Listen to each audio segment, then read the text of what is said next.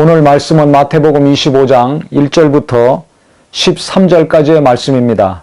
그때 천국은 마치 등을 들고 신랑을 맞으러 나간 10처녀와 같다 하리니 그 중에 5은 미련하고 5은 슬기 있는지라. 미련한 자들은 등을 가지되 기름을 가지지 아니하고 슬기 있는 자들은 그릇에 기름을 담아 등과 함께 가져갔더니, 예수께서 마지막 때 비유를 들어서 말씀을 하셨는데 10처녀 비유를 들으셨습니다. 이 혼인잔치에는 유대 풍습에 신랑과 그 신랑의 친구들이 신부집으로 밤에 옵니다. 그러면 신부 측에서 신랑이 언제 올지 모르기 때문에 사람들을 보내서 이 신랑과 그 일행들을 맞이합니다. 그래서 신부집에서 혼인식이 이루어지고 그 다음에 또 밤에 혼인식이 끝나면은 신랑집으로 또 다 가가지고 거기서 연애가 베풀어집니다. 우리는 이제 낮에 보통 결혼식을 하는데 유대는 고대 유대 풍습에는 이렇게 저녁 때 결혼식을 하게 됩니다. 그래서 이 비유를 통해서 예수님이 우리가 말세에 어떻게 깨어 있어야 될지를 지금 말씀해 주시고 있는 겁니다. 신랑이 그 친구들과 함께 이제 결혼식을 하려고 신부 쪽으로 오기 때문에 신부 측에서 10처녀를 보냈습니다. 10사람을 보낸 거죠. 신랑을 맞이할 10사람을 보냈는데 성경에 보면 5명은 미련한 자고 5명은 지혜로운 자라 그랬습니다. 지혜롭다는 헬라어 원문을 보면 신중하다는 의미가 있습니다. 그냥 아무 생각 없이 신랑이 오니까 결혼식이 벌어졌고 준비되어 있고 하니까 흥분이 돼 있죠. 들떠 있고 얼마나 신납니까? 기쁜 날이죠. 둘 다 기쁘고 좋은데 이 5사람은 그냥 등만 들고 갔다는 것입니다. 정확히 얘기하면 횃불입니다. 천을 둘둘 말아가지고 기름을 적셔가지고 이제 불을 지핀 거죠. 기름이 떨어지면 말라버리면 이제 불이 꺼질 수밖에 없습니다. 근데 신랑이 언제 올지 모르기 때문에 갈 때 기름을 준비해서 가야 되는데 그냥 덜렁덜렁 횃불만 들고 간 겁니다. 아무 생각 없이 사는 사람, 아무 생각 없이 일하는 사람들, 이런 사람들 많죠. 그런데 5처녀는 갈 때 기름을 준비했습니다. 이 지혜로운 사람이라 그랬습니다. 신중한 사람들은 항상 대비를 잘하고 준비하죠. 철저하고 꼼꼼합니다. 그래서 아무리 슬픈 일이 있건 아무리 기쁜 일이 있건 앞으로의 일에 대해서 앞으로 벌어질 여러 가지 것에 대해서 생각하고 예측하고 준비하는 신중한 사고 너무나 중요합니다.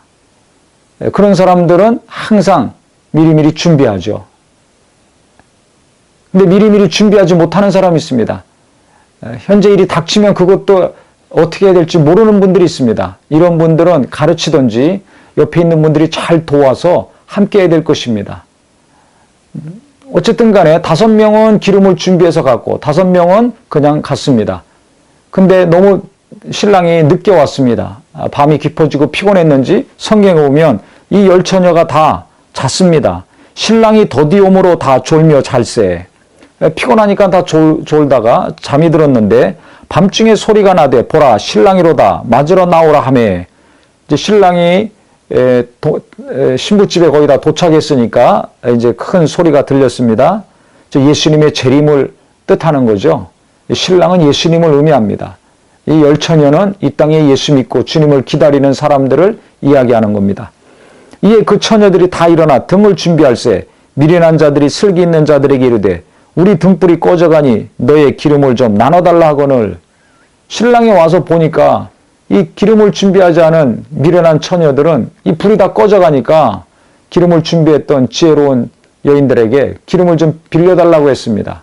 그랬더니 이 지혜로운 자들이 뭐라고 했냐면 너희들한테 기름을 빌려주면 너희나 우리나 이게 등불 다 꺼진다. 그러니까 신랑 그러면 신부집으로 제대로 모시고 갈 수 없다. 그러니까 너희는 빨리 가서 기름집에 가서 기름을 사와라. 그래서 5명은 기름 사러 갔습니다. 기름을 준비했고 있던 사람들은 신랑이 이제 도착했기 때문에 신랑과 함께 신부집으로 가서 혼인잔치를 지금 참여하게 됩니다. 그래서 기름을 사러 갔던 여인들이 와서 보니까 이미 신부집 문은 닫혔고 혼인잔치는 시작이 됐습니다. 그래서 와가지고 문을 두드리면서 호소합니다. 그들이 살아간 사이에 신랑이 오므로 준비했던 자들은 함께 혼인잔치에 들어가고 문은 닫힌지라. 그 후에 남은 처녀들이 와서 이르되 주여 주여 우리에게 문을 열어주소서. 대답하여 이르되 진실로 너에게 이르노니 내가 너희를 알지 못하노라 하였느니라. 그런즉 깨어있으라. 너희는 그날과 그때를 알지 못하느니라. 이제 소용없게 됐다는 것입니다. 그래서 예수님이 언제 오실지 모르기 때문에 신랑이 언제 올지 모르는 것처럼 기름을 준비하고 기다려야 되는 것처럼 예수 믿는 사람들은 주님이 오실 날 성령 충만해서 언제 오시든지 주님을 맞이할 믿음을 가지고 살아야 된다는 것입니다. 그러니까 언제 주님이 오실지 모르기 때문에 그날까지 예수 믿는 믿음을, 하나님에 대한 소망을 끝까지 지킬 수 있는 분들이 있고, 그때 가서 믿음이 없어가지고 성령 충만이 없어가지고 이와 같이 천국에 못 들어가는 사람들 있다는 것입니다. 지금은 신앙생활 잘하지만 경제적인 어려움, 가정의 어려움, 또 개인의 어려움이 생기면 어떻게 됩니까? 시험들과나 낙심해서 믿음에서 떠나는 분들이 있습니다. 그러면 구원받지 못하는 겁니다. 혼인잔치에 참여하지 못합니다. 우리를 데리러 오시는 주님을 만날 수가 없습니다. 똑같이 예수 믿고 똑같이 하늘의 소망을 가지고 똑같이 재림을 기다리고 있었는데 기름이 있는 자와 없는 자, 믿음이 있는 자와 없는 자의 차이죠. 성령 충만함과 하나님의 은혜 가운데 하나님의 위로가 있고 소망이 있는 자와 없는 자의 차이입니다. 기름을 빌려달라고 했을 때 빌려주지 않았습니다. 이건 무엇을 의미합니까? 믿음을 빌려줄 수 없습니다. 성령 충만함은 꿔줄 수가 없는 것입니다. 돈은 꿔줄 수 있습니다. 위급할 때 부부간에, 부모 자식간에, 형제간에 돈은 주고 빌리고 은행에 가서 빌리든지 누구한테 빌리든지 꿀 수가 있겠죠. 그런데 아무리 가까운 가족 간의 관계라도 믿음은 빌려줄 수가 없어요. 성령 충만함은, 하나님의 은혜는, 하나님에 대한 소망은 이걸 주고받을 수가 없습니다. 그렇기 때문에 우리가 돈만 관심 갖지 말고 이 땅에서 잘 먹고 편안하게 사는 것만 항상 신경 쓰다 죽을 생각하지 마시고 내 자손들에게, 내 가족들에게, 내 사랑하는 이웃들에게, 나와 함께하는 신앙생활하는 성도들에게 무엇을 심어줘야 될 것인가? 믿음을 심어주고 하나님 말씀을 가르치고 예수님을 사모하고 예수 닮기를 간절히 열망하고, 그래서 주님 오실 때 기쁘게 주님 만날 수 있는 믿음 충만한 사람, 은혜가 충만한 사람, 어떤 환난과 위기와 어려움이 오다 할지라도 더 예수를 의지하고 더 하늘의 소망을 갖고 살 수 있는 성령의 위로와 충만함을 지속시킬 수 있는 내 자신이요 우리 모두가 되어야 될 것입니다. 이날은 언젠가 반드시 올 것입니다. 그래서 깨어있는 자, 신실한 자, 신중한 자들은 항상 자기 영혼을 돌아볼 것이고 가족들의 영혼을 돌아볼 것이고, 깨어있는 목회자들은 성도들의 영혼을 돌아볼 수밖에 없습니다.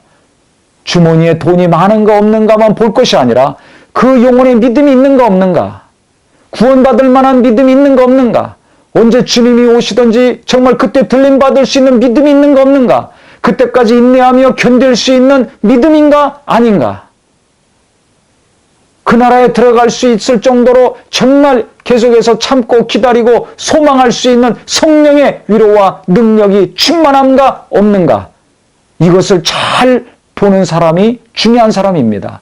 그래서 내 영혼의 기름을 준비해야 됩니다. 내 가족들의 영혼의 기름을 준비해야 됩니다. 성도들의 영혼의 기름을 준비해야 됩니다. 즉 돈이 아니라 바로 믿음, 성령의 위로와 충만함, 하나님의 은혜, 하늘에 대한 소망이 항상 준비되어 있는 깨어있는 성도가 되기를 예수 이름으로 축원합니다.